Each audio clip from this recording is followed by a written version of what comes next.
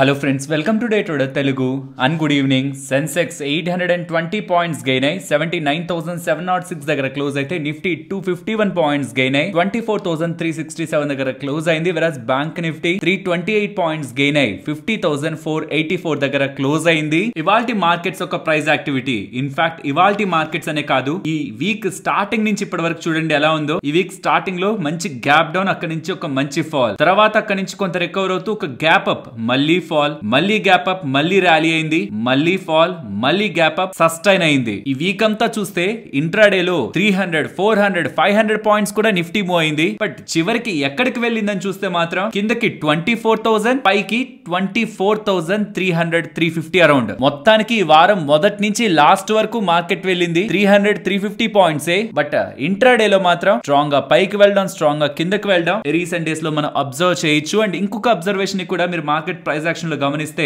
Starting day ఒక big volatility and second day లో కూడా ఒక big volatility, versus coming trading sessions లో మాత్రం ఆ వోలటైలిటీ కంట్రోల్ అవుతూ ఈ వీక్ స్టార్టింగ్ ఎక్కడైతే మార్కెట్ ఓపెన్ అయిందో, గ్యాప్ డౌన్ ఎక్కడైతే అయిందో, ఆ గ్యాప్ డౌన్ కి అబౌవ్ ప్రెసెంట్ మార్కెట్ క్లోజ్ అయ్యే ప్రయత్నం ఇవాళ జరుగుతూ ఉండడం, ఎంటైర్ ఈ వీక్ స్టార్టింగ్ లో ఉంటున్న వీక్నెస్ ఏదైతే ఉందో అది మార్కెట్ లో కొంత ఫేడ్ అవుట్ అయినట్లయితే మనం అర్థం చేసుకోవచ్చు.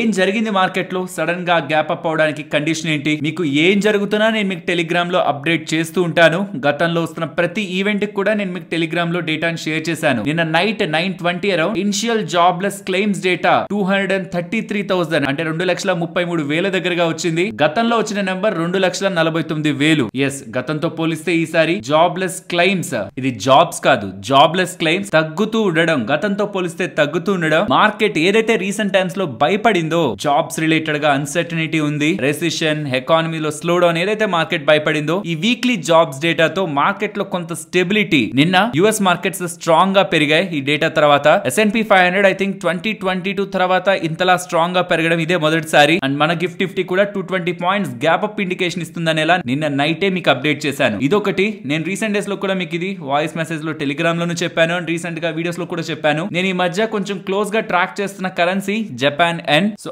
అది కూడా రీసెంట్ టైమ్స్ లో ఏదైతే స్ట్రాంగ్ అవుతూ మళ్ళీ రివర్సల్ తీసుకుందో, బ్యాంక్ ఆఫ్ జపాన్ వాళ్ళ స్టేట్మెంట్స్ తర్వాత రికవర్ తీసుకొని వీక్ అవుతుందో, ఇప్పుడు ఆల్మోస్ట్ 147 కి దగ్గరగా రీసెంట్ వీక్ అవుతూ వెళ్ళిన లోస్ కి దగ్గరగా ప్రెసెంట్ జపాన్ ఎన్ అయితే కనిపిస్తుంది. ఫ్రెండ్స్, కరెన్సీతో మాట్లాడుకుంటున్నప్పుడు కొన్ని టర్మ్స్ అనేటివి మారిపోతాయి. కింద పడుతూ ఉంటే స్ట్రాంగ్ అనుకోవాలి, పైకి పెరుగుతుంటే వీక్ అనుకోవాలి. సో స్ట్రాంగ్ అవుతున్నప్పుడు ఏదైతే పాయింట్ ఉంటుందో అది హై పాయింట్ అవుతుంది, వీక్ అయితే ఏదైతే పాయింట్ ఉంటుందో అది లో పాయింట్ ఉంటుంది. సో కన్ఫ్యూజ్ అవ్వకండి, సింపుల్ గా గుర్తుంచుకోండి. పడిపోతుందంటే ఎన్, అది మన మార్కెట్స్ కూడా మంచిది కాదు, బికాస్ అది స్ట్రాంగ్ అవుతున్నట్టు కరెన్సీ. అలాగే పెరుగుతుందంటే ఎన్, మన మార్కెట్స్ కి మంచిది, ఎందుకంటే అది వీక్ అవుతుంది కాబట్టి. And for the first time ఒక రిపోర్ట్ నైతే చూస్తున్నా నేను, జపాన్ రిలేటెడ్ గా ఎన్ డబ్బులు ఏ కంట్రీస్ కి వెళ్ళాయి, అందులో ఇండియాకి ఎంత వచ్చింది, అండ్ 2018లో కూడా ఇలా జపాన్ క్యారీ ట్రేడ్ కారణంగా ఎలా మన మార్కెట్స్ ఇంపాక్ట్ అయినా ఒక ఇంట్రెస్టింగ్ డేటా రిపోర్ట్ ఉంది ఎలారా క్యాపిటల్ వాళ్ళది. అది నేను న్యూస్ టాపిక్ లో ప్రెజెంట్ చేస్తాను, ఇంపార్టెంట్, ఒకసారి గమనించండి. And FI activity recent times లో కాన్స్టెంట్ గా సెల్లింగ్ సైడే ఉంది, మీరు గమనించండి. చాలా డేస్ బ్యాక్ నుంచి ఎఫ్ఐఎస్ సెల్లర్స్ గానే ఉంటున్నారు. అండ్ ఇంట్రెస్టింగ్ గా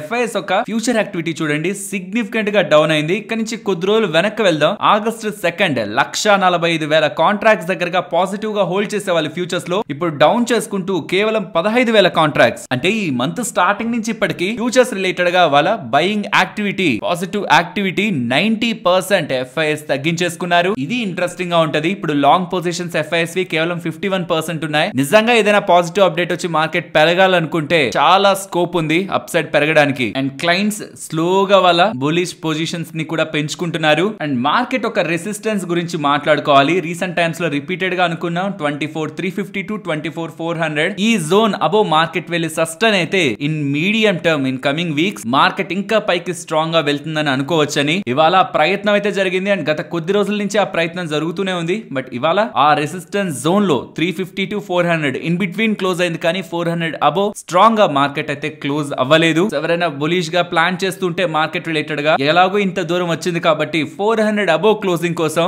నేనైతే చూడడం, వెయిట్ చేయడం మంచిదని అయితే అనుకుంటాను. అండ్ ఈవెంట్స్ విషయానికి వస్తే HDFC బ్యాంక్ కు సంబంధించి 13th August MSCI emerging markets related గా వెయిటేజ్ గురించి అప్డేట్ ఉంటుందన్న విషయం గతంలో చాలా సార్లు చెప్పాను, ఇంకొకసారి రిమైండ్ చేస్తున్నాను. బికాస్ ఇది ట్యూస్డే వస్తుంది, రేపు సాటర్డే, సండే, మండే ఉంటుంది మార్కెట్, ట్యూస్డే ఈవెంట్ ఉంటుందన్న విషయాన్ని గుర్తుంచుకోవాలి. అండ్ మార్కెట్ రిలేటెడ్ గా నా వ్యూ ఇందాక చెప్పినట్లు మినిమం 400 అబోవ్ అయినా మార్కెట్ క్లోజ్ అవ్వాలి. ఇక్కడ నుంచి స్ట్రాంగ్ గా అప్ సైడ్ కి మీడియం టర్మ్ వెళ్ళాలంటే అండ్ టువర్డ్స్ అలా వెళ్తున్నప్పుడు మనం గమనిస్తున్న ఇంపార్టెంట్ రెసిస్టెన్స్ మార్కెట్ కొంత హాల్ట్ అయి అక్కడ కొంత కన్సాలిడేట్ అయ్యే ఛాన్సెస్ కనిపిస్తున్నాయి. అండ్ ఈ జోన్ అబౌవ్ కానీ క్లోజ్ అయిందంటే రీసెంట్ గా ఏదైతే మార్కెట్ ఆల్ టైమ్ హైస్ వెళ్ళిందో అది బ్రేక్ చేసే ఛాన్సెస్ హెవీగా కనిపిస్తున్నాయి. కాబట్టి above 400 towards 24,600 or 750 zones important resistance and above that market ఒక all time highs recent times లో వెళ్ళిన ఆల్ టైమ్ హైస్ బ్రేక్ అయ్యే ఛాన్సెస్ ఉంటాయని అయితే ఎక్స్పెక్ట్ చేస్తున్నాను. బట్ అవన్నీ జరగడానికి అన్నిటికంటే ఫస్ట్ ఉంటున్న హర్డిల్ రీసెంట్ గా ఈ వీక్ స్టార్టింగ్ నుంచి ఇప్పటి వరకు మార్కెట్ పైకి వెళ్లి క్లోజ్ అవనే మార్క్ 400 మార్క్ క్లోజ్ చేసిన తర్వాత మార్కెట్ ని అప్ సైడ్ ప్లాన్ చేయాలనుకుంటున్న వాళ్ళు నెక్స్ట్ థింక్ చేయడం బెటర్. ఎల్స్ మార్కెట్స్ ఇదే జోన్ ని మళ్ళీ రెసిస్టెన్స్ గా తీసుకొని డౌన్ సైడ్ కి వచ్చి ఈ జోన్ బ్రేక్ అయ్యాయనుకోండి ఎగ్జాక్ట్ గా ఇక్కడ ఈ హై లెవెల్స్ లో ట్రాప్ అయిపోతాం. కాబట్టి కొంత పేషెన్స్ గా వెయిట్ చేసి 400 లెవెల్ దగ్గర మార్కెట్ ఎలా రియాక్ట్ అవుతుంది అన్నది ఆన్ క్లోజింగ్ బేసిస్ గమనించేది బెటర్ అనాలిసిస్ అవుతుంది. ఫ్రెండ్స్ ఇలా మార్కెట్ లో ఉంటున్న ఎంటైర్ డేటా అనాలిసిస్ చేస్తూ వీడియోని ఇలా మీ ముందుకు తీసుకురావడానికి మేము పెడుతున్న ఎఫర్ట్స్ మీకు వాల్యుబుల్ గా అనిపిస్తూ ఉంటే మన వీడియోని తప్పకుండా లైక్ చేయండి. నెక్స్ట్ బ్యాంకింగ్ లాస్ ఏదైతే బ్యాంక్స్ రిలేటెడ్ గా లాస్ ఉంటాయో వాటి రిలేటెడ్ గా చేంజెస్ ని ఫైనాన్స్ మినిస్టర్ గారు ప్రతిపాదించబోతున్నట్లు అప్డేట్స్ అయితే కనిపిస్తూ ఉన్నాయి. ఈ రూల్స్ ను ఒకసారి గమనిస్తే బ్యాంక్ డిపాజిట్స్ కానీ లాకర్స్ కానీ ఇప్పటి వరకు నామినీస్ ఒకరే ఉండేవాళ్ళు. ఇప్పుడు అప్ టు 4 మెంబర్స్ వరకు 4 పర్సన్స్ వరకు నామినీస్ గా పెట్టుకునే అవకాశం ప్రజలకి ఇవ్వాలనుకుంటున్నారని అండ్ ఏవైతే అన్క్లెయిమ్డ్ డివిడెండ్స్ ఉన్నా స్టాక్స్ ఉన్నా బాండ్స్ ఉన్నా అవి investor education and protection fund కి ట్రాన్స్ఫర్ అయ్యేలా మనకి ప్రీవియస్ గానే అప్డేట్స్ ఉన్నాయి. అండ్ వాటిల్లో నుంచి ఇండివిజువల్స్ వాళ్ళకి సంబంధించిన వాళ్ళు ఎవరైనా కానీ క్లెయిమ్ ట్రాన్స్ఫర్స్ ఆ రీఫండ్స్ పొందే విధంగా కూడా అప్డేట్స్ అయితే కనిపిస్తున్నాయి. అండ్ బ్యాంక్స్ యొక్క క్వాలిటీని ఇంప్రూవ్ చేయడానికి బెస్ట్ క్వాలిటీ ఆడిట్స్ ని మార్కెట్ లో ఉంటున్న బెస్ట్ టాలెంట్ తో బ్యాంక్స్ సెలెక్ట్ చేసుకునేలా కూడా బ్యాంక్స్ కి ఆపర్చునిటీ ఇస్తున్నట్టు ఇలా కొన్ని కొత్త రూల్స్ ని ఈ బ్యాంకింగ్ రెగ్యులేషన్స్ లో ఫైనాన్స్ మినిస్ట్రీ వాళ్ళు యాడ్ చేయబోతున్నారనేలా డేటా అయితే కనిపిస్తూ ఉంది. ఫ్రెండ్స్ ఎలారా క్యాపిటల్ వాళ్ళు రీసెంట్ టైమ్స్ లో జపాన్ నుంచి డబ్బులు ఎక్కడెక్కడికి వెళ్ళాయనేలా వాళ్ళ own research loan and Bloomberg capital line వీటి ప్రకారం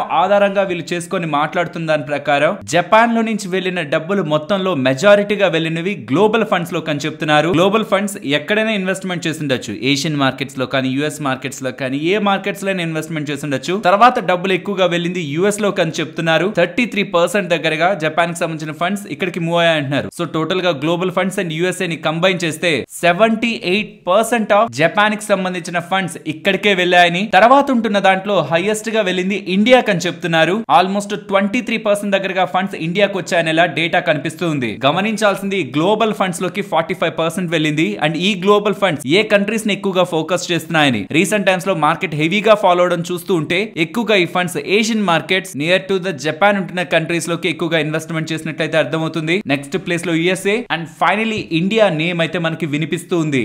ఇన్ రీసెంట్ టైమ్స్ లో ఎఫ్ఐఎస్ ఒక ఫ్లోస్ 2023 నుంచి కూడా పెరుగుతున్న సందర్భం రీసెంట్ టైమ్స్ లో అయితే ఫాలో అవుతుంది. 2023 నుంచి చూస్తే ఒక పాయింట్ లో ఎఫ్ఐఎస్ ఒక ఇన్ఫ్లోస్ ఎక్కువ ఉన్నాయి కదా, ఆ టైంలో డబ్బులు ఎక్కువగా వచ్చింది ఇండియన్ ఈక్విటీ మార్కెట్ లోకి వచ్చింది త్రూ జపాన్ ద్వారానే అని ఫస్ట్ అయితే ఒక కన్ఫర్మేషన్ ని వీళ్ళు ఇస్తున్నారు. తర్వాత 2018లో కూడా ఎప్పుడైతే జపాన్ ఎన్ స్ట్రెంథెన్ అవుతూ వెళ్లి 30% దగ్గరగా స్ట్రెంథెన్ అయ్యిందో ఆ పాయింట్ లో mid and small cap space లోకి ఎక్కువగా కరెక్షన్ వచ్చిందని 2018 to 2020 చాలా మంది ఇన్వెస్టర్స్ కి ఇది ఐడియా ఉండుంటుంది. Mostly mid and small cap space లో ఆ టైంలో ఇన్వెస్టర్స్ పెద్ద రిటర్న్స్ నేను తీసుకోలేదు. ఇది only because of this carry trade అని ఆ టైంలో జపాన్ కి సంబంధించిన స్ట్రెంథెన్ అయిపోవడమే ఇక్కడ వీళ్ళు జస్ట్ పిక్టోరియల్ గా రిప్రజెంట్ చేస్తున్నారు. గమనించండి ఈ బ్లూ లైన్స్ అని ఫస్ట్ ఉన్నవన్నీ కూడా జపాన్ రిలేటెడ్ గా ఎన్ క్యారీ ట్రేడ్ లో భాగంగా మిడ్ క్యాప్స్ లోకి ఫ్లో అయిన మనీ అంట. తర్వాత నవంబర్ 2017 తర్వాత స్లోగా డబ్బులు తగ్గిపోతూ ఎప్పుడైతే మార్కెట్ లోంచి డబ్బులు బయటకు వెళ్ళడం స్టార్ట్ అయిందో క్యారీ ట్రేడ్ లో భాగంగా ఆ పాయింట్ లో మార్కెట్స్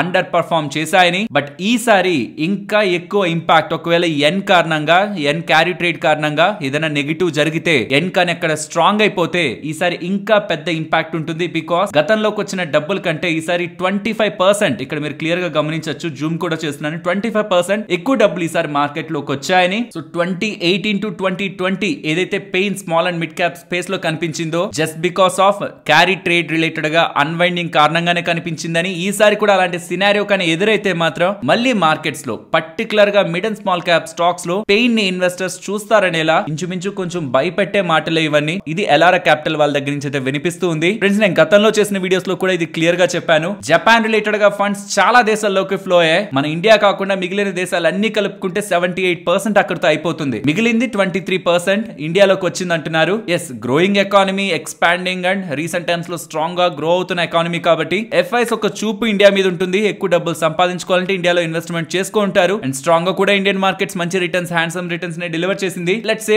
వాళ్ళు నిజంగా వెనక్కి వెళ్ళిపోవాలనుకుంటే, నేను ఒకే క్వశ్చన్ అడుగుతున్నాను, ఎల్ఆర్ఆ క్యాపిటల్ వాళ్ళు ఏం చెప్తున్నారు? వాళ్ళు నిజంగా వెళ్ళిపోవాలనుకుంటే ఈసారి ఎక్కువ ఫ్లోస్ ఎక్కువ ఉన్నాయి కాబట్టి ఇంకా పెయిన్ ఎక్కువ ఉంటుందనేలా కొంచెం నెగిటివ్ గా మనకి ఈ ఆర్టికల్ అయితే కనిపిస్తుంది కదా. కానీ ఎల్ఆర్ఆ క్యాపిటల్ కానీ ఇంకెవరైనా ఈ స్టేట్మెంట్ మీద బేస్ చేసుకుని మార్కెట్ లో ఒక భారీ కరెక్షన్ వస్తుందని అని ఎక్స్పెక్ట్ చేస్తుంటే అడగాల్సిన one of the important question, 2018 లో రీటైలర్స్ SIPs మంత్లీ ఎంత చేసేవాళ్ళు, ఇప్పుడు రీటైలర్స్ మంత్లీ SIP ఎంత చేస్తున్నారు? వాళ్ళది డబ్బులే కదా. అండ్ ఏంటో కరెక్ట్ గా అదే పాయింట్ లో ఇవాళ మ్యూచువల్ ఫండ్ కి సంబంధించిన డేటా రిలీజ్ అయింది. 23,322 కోట్లు ఒక నెలలో SIPs ద్వారానే ఇండియన్ ఈక్విటీ మార్కెట్స్ లో రీటైలర్స్ ఇన్వెస్ట్మెంట్ చేయడానికి జూలై నెలలో మార్కెట్ లోకి యాడ్ చేశారు. దానికి ముందు నెలలో 21,000 కోట్లు, దానికి ముందు నెల 20, ఇలా గ్రాడ్యువల్ గా పెరుగుతూ ఇదేంటో మరి ఈసారి చాలా స్ట్రాంగ్ గా పెరిగింది. లాస్ట్ మంత్ తో కంపేర్ చేస్తే 2021లోనే 8,500 కోట్లు ఉండేది నెలకి, ఇప్పుడు 23,322 కోట్లు అయింది. సో ఒకవేళ జపాన్ రిలేటెడ్ గా నిజంగా వాళ్ళు బయటికి డబ్బులు పట్టుకు వెళ్ళిపోవాలనుకున్నా,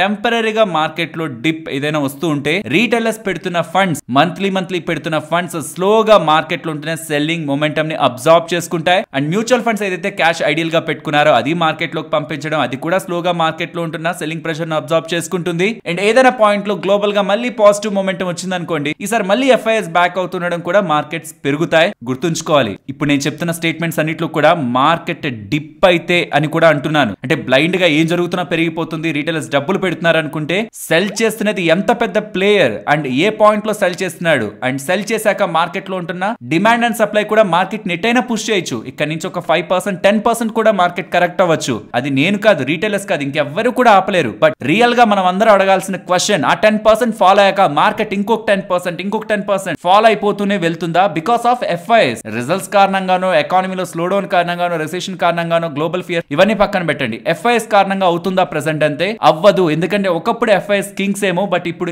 FIs కాదు కింగ్స్, రీటైలర్స్ ఉన్నారన్న విషయాన్ని స్ట్రాంగ్ గా ఇండియన్ మార్కెట్స్ రీసెంట్ టైమ్స్ లో గ్లోబల్ మార్కెట్స్ కి ప్రూవ్ చేస్తున్నాయనేది నేను అండర్లైన్ చేసి చెప్పాలనుకుంటున్నాను. మళ్ళీ ఇంకొకసారి చెప్తున్నాను, మార్కెట్స్ పడడం పెరగడం ఒకప్పుడు FIs చేతుల్లో ఉండేదేమో, కానీ ఇప్పుడు FIs చేతుల్లో లేదు. కాబట్టి జపాన్ వాళ్ళు వెనక్కి వెళ్ళిపోతున్నారా, ఇంకెవరో ముందుకు వస్తున్నారు, ఇవన్నీ నిజంగా మనకు అవసరం లేదు. మనకు అవసరమైందల్లా Indian equity markets strong momentum తో, రీటైలర్స్ యొక్క పార్టిసిపేషన్ తో కమింగ్ ఇయర్స్ లో గ్రో అవుతూ వెళ్తున్నప్పుడు మనం ఏ సైడ్ ఉంటున్నాం, ఎలాంటి క్వాలిటీ స్టాక్స్ ని పిక్ చేసుకుంటున్నాం, అన్నెసరీగా జంక్ స్టాక్స్ లో ఇన్వాల్వ్ అవుతున్నామా, క్వాలిటీగా మంచి రిజల్ట్స్ ని పోస్ట్ చేస్తూ బిజినెస్ అవుట్లుక్ పాజిటివ్ గా ఇస్తూ స్ట్రాంగ్ గా గ్రో అవుతామని చెప్తున్న కంపెనీస్, మంచి ఫ్యూచర్ అవుట్లుక్ ఉన్న కంపెనీస్ లో ఉంటున్నామా? దీని ఒక్క దాని మీద ఎనర్జీ పెట్టండి, కానీ ఇక మిగతా వాటి మీద ఎనర్జీ పెట్టద్దు. అండ్ ఎప్పుడెప్పుడైతే మీకు ఈ ఇన్ఫ్లోస్ పెరుగుతూనే ఉంటాయో దెన్ అది ఈక్విటీ మార్కెట్స్ ని ఇండైరెక్ట్ గా గ్లోబల్ మార్కెట్స్ తో కంపేర్ చేస్తే మన ఇండియన్ ఈక్విటీ మార్కెట్స్ ని ఇది సపోర్ట్ చేస్తూ ఉంటుందన్న విషయాన్ని కూడా మనం గుర్తుంచుకోవాలి. అండ్ దీనిపైన ఎవరైనా నెగిటివ్ గా అనుకుంటున్నా, లైక్ నేను పాజిటివ్ గా అనుకుంటున్నాను కదా, నెగిటివ్ గా అనుకుంటున్నా, చాలా మంది అనుకుంటున్నారు, ఎక్స్పీరియన్స్డ్ వాళ్ళు కూడా మన కామెంట్ సెక్షన్ లో చూస్తే అర్థం అవుతుంది, మార్కెట్స్ ఫాల్ అవ్వాలి because of expensive valuation or so called reasons అనేలా ఏదైతే చెప్తున్నారో నేను కంప్లీట్ గా దాన్ని రెస్పెక్ట్ చేస్తాను. సో అగైన్ చెప్తున్నాను, prepare for the big fall. ఎప్పుడు మార్కెట్ లో గ్లోబల్ గా ఏం జరిగినా ఖచ్చితంగా మార్కెట్ ఓ రోజు బానే పడుతుంది, కానీ దాని తర్వాత ఏం జరుగుతూ ఉంటుంది, దాని తర్వాత మార్కెట్ ఎంత క్విక్ గా రికవర్ అవుతుంది అనేది ఆ మార్కెట్ స్ట్రక్చర్ లోకి ఫండ్స్ ఎంత క్విక్ గా వస్తున్నాయన్న దాని మీద ఆధారపడి ఉంటుంది. వెరాజ్ ఇండియన్ ఈక్విటీ మార్కెట్స్ లోకి unlike global equity market, retailers strong గా మనీని పెడుతూనే ఉన్నారన్న విషయాన్ని మనం స్ట్రాంగ్ గా అండర్లైన్ చేసుకోవాలి. ఫ్రెండ్స్, ఇలా న్యూస్ అప్డేట్స్ ని అనాలిసిస్ చేస్తూ మీ ముందుకి కంటెంట్ తీసుకురావడానికి మేం పెడుతున్న ఎఫర్ట్స్ మీకు వాల్యుబుల్ గా అనిపిస్తూ ఉంటే మన వీడియోని తప్పకుండా లైక్ చేయండి. అండ్ నెక్స్ట్ 62,936 కోట్లు విలువ చేసే సివరేజ్ ప్రాజెక్ట్స్ ని అమృత్ 2.0 లో భాగంగా కేంద్ర ప్రభుత్వం క్లియర్ చేస్తున్నట్లు అప్డేట్స్ అయితే కనిపిస్తూ ఉన్నాయి. అసలు ఏంటి అమృత్ స్కీమ్? ఇది వాటర్ సప్లై ని ఇంప్రూవ్ చేయడానికి, సీవేజ్ మేనేజ్మెంట్ ఇంకా బెటర్ చేయడానికి అండ్ అర్బన్ ఇన్ఫ్రాస్ట్రక్చర్ ని స్ట్రెంథెన్ చేయడానికి ministry of housing and urban affairs వాళ్ళు లాంచ్ చేస్తున్న స్కీమ్. అండ్ ఇందులో ఏ స్టాక్స్ లాభపడడానికి ఛాన్సెస్ ఉన్నాయి, వాటి వివరాలను ఒకసారి చూస్తే, ఈ పైప్స్ ని తయారు చేస్తున్న లార్జ్ డయామీటర్ పైప్స్ ని తయారు చేస్తున్న కంపెనీస్ లైక్ వెల్స్పెన్ కార్ప్ కానీ, and ductile iron pipes, iron fittings, cast iron pipes and ఇలాంటివి తయారు చేస్తే ఎలక్ట్రో స్టీల్ కాస్టింగ్స్ కి అడ్వాంటేజ్ ఉంటుంది. అండ్ వాటర్ ట్రీట్మెంట్ రిలేటెడ్ గా ఉంటున్న companies and large infrastructure projects for government construct చేసే companies like Vishnu Prakash R Punglia limited కానీ, వీళ్ళు కూడా వాటర్ రిలేటెడ్ గానే బిజినెస్ చేస్తూ ఉంటారు. అండ్ ఆల్రెడీ అమృత్ ప్రోగ్రామ్ లో భాగంగా వీళ్ళకి మధ్యప్రదేశ్ గవర్నమెంట్ నుంచి 324 crore విలువ చేసే ఆర్డర్స్ కూడా గతంలో ఆల్రెడీ లభించాయి. అండ్ WPIL ఈ కంపెనీ వాళ్ళు కూడా ఎంటైర్ వాల్యూ చైన్ పంప్స్ కానీ పంపింగ్ సిస్టమ్స్ రిలేటెడ్ గా కానీ వీళ్ళు హ్యాండిల్ చేస్తూ ఉంటారు. వాటర్ సప్లై రిలేటెడ్ గా పంప్స్ అండ్ పంపింగ్ సిస్టమ్స్ చాలా ఇంపార్టెంట్ కాబట్టి ఇది కూడా మనం స్టడీ చేయొచ్చు. అండ్ దీంతో పాటు వాటెక్ వెబాగ్ వీళ్ళు వాటర్ ట్రీట్మెంట్ రిలేటెడ్ గా ఉంటున్న బిజినెస్ లో ఎంగేజ్ అయింటారు. వీళ్ళ main activities designing, supplying, installing, construction, management of drinking water, waste water treatment, industrial water treatment and desalinisation plants. So ఇవి నేను ఈ segment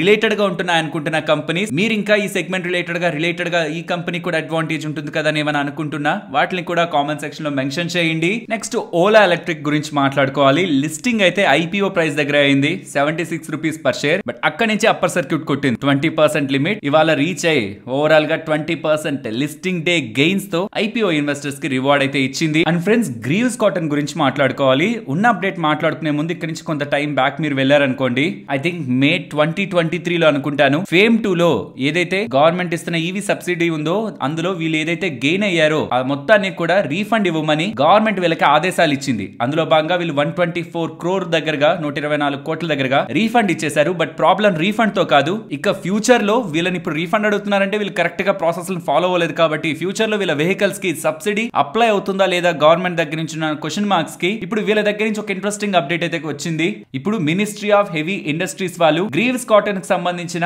electric mobility private limited వీళ్ళ EV బిజినెస్ కి ఎలక్ట్రిక్ మొబిలిటీ ప్రమోషన్ స్కీమ్ 2024 లో భాగంగా EMPS లో భాగంగా subsidies వీళ్ళకి అందేలా వీళ్ళని ఎంపిక చేశారని, సో కమింగ్ టైమ్స్ లో వీళ్ళ EV బిజినెస్ రిలేటెడ్ గా గవర్నమెంట్ దగ్గర నుంచి సబ్సిడీకి వీళ్ళు ఎలిజిబుల్ అవుతున్నారనేలా అప్డేట్ చేస్తూ ఉండడం ఫర్దర్ గా వీళ్ళకి ఎలాగో అడ్వాంటేజ్ ఉంటుంది కాబట్టి దీని కారణంగా స్టాక్ గెయిన్ అయింది. దీంతో పాటు CNBC లో వస్తున్న కథనం ప్రకారం, అఫీషియల్ గా ఎవరు కన్ఫర్మ్ చేయలేదు కానీ వస్తున్న కథనం ప్రకారం వీళ్ళు వాళ్ళ ఎలక్ట్రిక్ వెహికల్ బిజినెస్ ని డీమర్జ్ చేసి సెపరేట్ ఎంటిటీగా లిస్ట్ చేయడానికి ప్రయత్నిస్తున్నారనే కూడా మార్కెట్ లో స్పెక్యులేషన్స్ అయితే నడిచాయి. ఈ రెండు రీజన్స్ స్టాక్ ఇవాళ గెయిన్ అవడానికి. అదాని వాళ్ళు స్లోగా అదాని పవర్ లో వాటాను అయితే పెంచుకుంటున్నారు. బిట్వీన్ నవంబర్ టు ఆగస్ట్, అంటే లాస్ట్ ఇయర్ నవంబర్ టు ఇప్పుడు ఆగస్ట్ 2.05% దగ్గరగా అదాని పవర్ లో అదాని ప్రమోటర్స్ వాటాను పెంచుకుంటున్నట్లు డేటా అయితే కనిపిస్తుంది. 71.14% వాటా ఉండేది ప్రమోటర్స్ కి నవంబర్ లో, అది ఇప్పుడు 73.19% కి పెరిగినట్లు అప్డేట్స్ అయితే కనిపిస్తూ ఉన్నాయి. నెక్స్ట్ NBCC గురించి మాట్లాడుకోవాలి. వాళ్ళకి 15,000 crores విలువ చేసే project from Jammu and Kashmir లభించిందని for the development of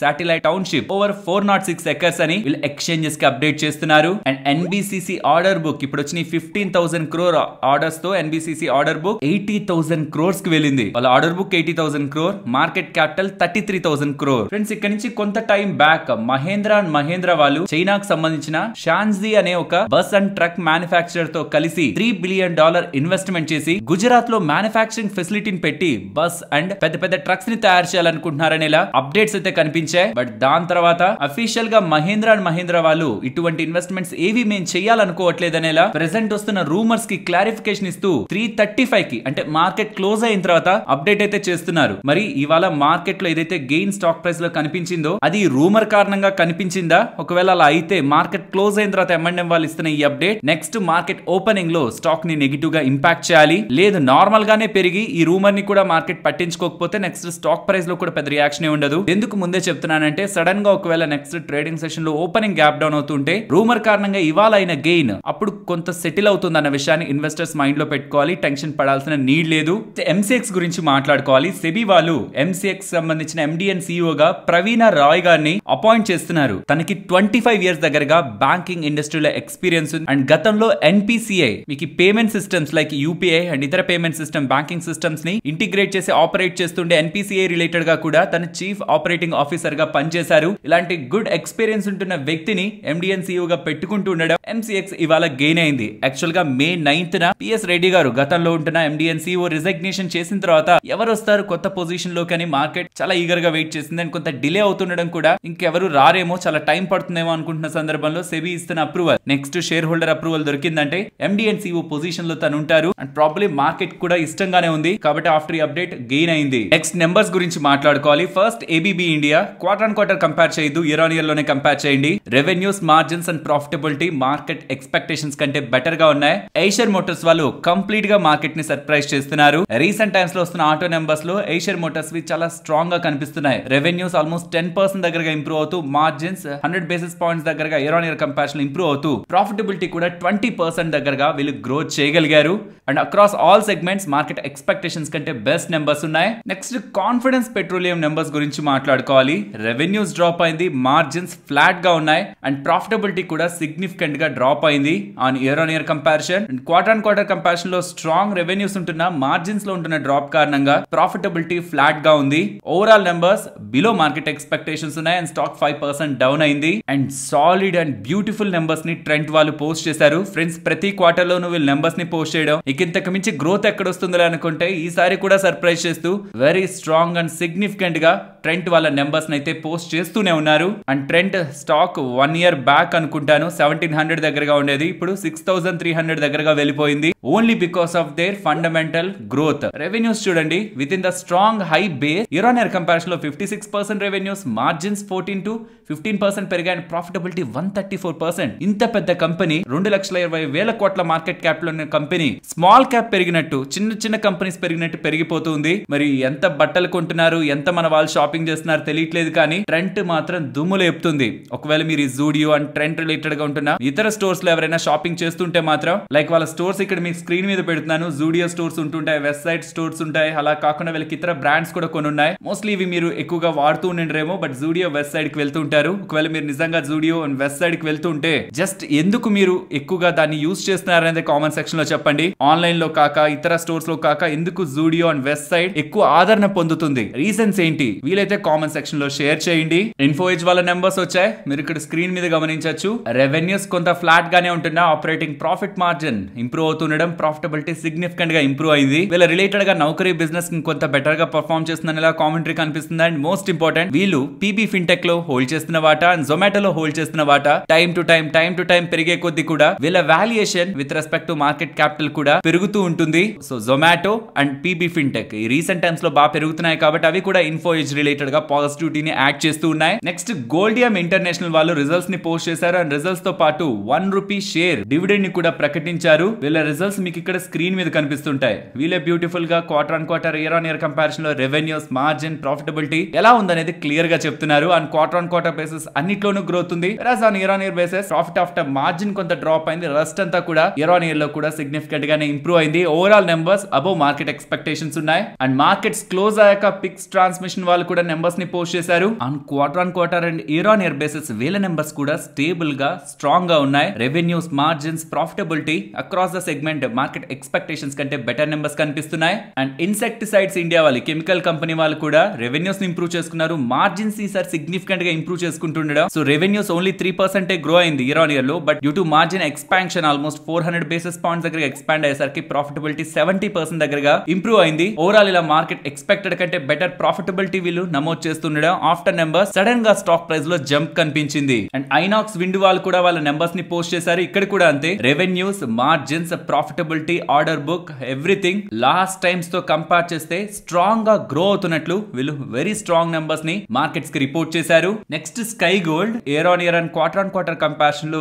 very strong growth వీళ్ళ నెంబర్స్ లో కనిపిస్తుంది. అంటే జంప్ చూడండి ఒకసారి, quarter on quarter and year on year comparison లో రెవెన్యూస్ ఇంప్రూవ్ అవుతున్నాయి, operating profit, margins and net profit కూడా సిగ్నిఫికెంట్ గా quarter on quarter and year on year comparison లో స్ట్రాంగ్ గా గ్రో అయింది. అండ్ కమింగ్ టు ఎల్ఐసి, ఇది last లో ఎందుకు పెడుతున్నానంటే ఓవరాల్ నెంబర్స్ ని మీరు చూసారనుకోండి నిజంగా అంత ఇంట్రెస్టింగ్ గా ఏముండో, బికాస్ న్యూ బిజినెస్ ఒకటే గ్రో అయింది కానీ రెస్ట్ మిగతాదంతా ఒకసారి చూడండి. ఏపీఈ కానీ, రీటైల్ ఏపీఈ కానీ, విఎన్బి కానీ, మార్జిన్స్ కానీ ఎవ్రీథింగ్ మార్కెట్ ఎక్స్పెక్టేషన్స్ కంటే బిలోనే ఉన్నాయి. బట్ ఏది పాజిటివ్ గా నిలబడిందంటే వీళ్ళ మేనేజ్మెంట్ కామెంటరీ FY25 రిలేటెడ్ గా కూడా ఏపీఈస్ ని 15% దగ్గరగా మెయింటైన్ చేస్తూ మార్జిన్స్ ని 19 to 20% దగ్గరగా మెయింటైన్ చేస్తారనేలా స్ట్రాంగ్ పాజిటివ్ కామెంట్స్ మేనేజ్మెంట్ దగ్గర నుంచి వస్తుండడం. అండ్ ఈవెన్ స్టాక్ ట్రేడ్ అవుతున్నది కూడా మిగతా ప్లేయర్స్ తో కంపేర్ చేస్తే వెరీ అట్రాక్టివ్ గా 0.8 times FY25 price to enterprise వాల్యూలో ట్రేడ్ అవుతుండడం, వాల్యుయేషన్ కంఫర్ట్ అండ్ మేనేజ్మెంట్ ఇస్తున్న పాజిటివ్ కామెంటరీ రిజల్ట్స్ లో ఉంటున్న నెగిటివిటీని కొంత పక్కన పెట్టి ఇవాళ గ్రీన్ లో స్టాక్ ఎండ్ అయింది, లేదంటే రెడ్ లోకి మూవ్ అయిండాలి with this numbers. Next Nifty అలాగే bank Nifty support and resistance present ఉన్న లెవెల్స్ నుంచి డౌన్ సైడ్ 24,330 అండ్ బిలో 24,270, ఇక్కడ నుంచి up side 24,430 and above 24,520. Coming to bank Nifty ఇవాళ మంచి రెసిస్టెన్స్ ని ఫేస్ చేసింది, పర్ఫెక్ట్ రెసిస్టెన్స్ మల్టిపుల్ టైమ్స్. ఒకవేళ ఇదే రెసిస్టెన్స్ కానీ బ్రేక్ అయితే, ఈ జోన్ కానీ బ్రేక్ అయితే 50,970 అండ్ బిలో వస్తుంటే 50,350, బిలో 50,150. అండ్ రీసెంట్ టైమ్స్ లో కంటిన్యూస్ గా మనం మార్కెట్ రేంజ్ గురించి మాట్లాడుకుంటూనే ఉన్నాం. 23,800 to 24,600 ఈ 800 పాయింట్ రేంజ్ నిఫ్టీ రేంజ్ గా కమింగ్ డేస్ లో మార్కెట్ లో గమనిస్తున్నాను. మరొక ఇంట్రెస్టింగ్ వీడియోతో మళ్ళీ మీ ముందుకు వస్తాను. అంతవరకు టేక్ కేర్. జై హింద్.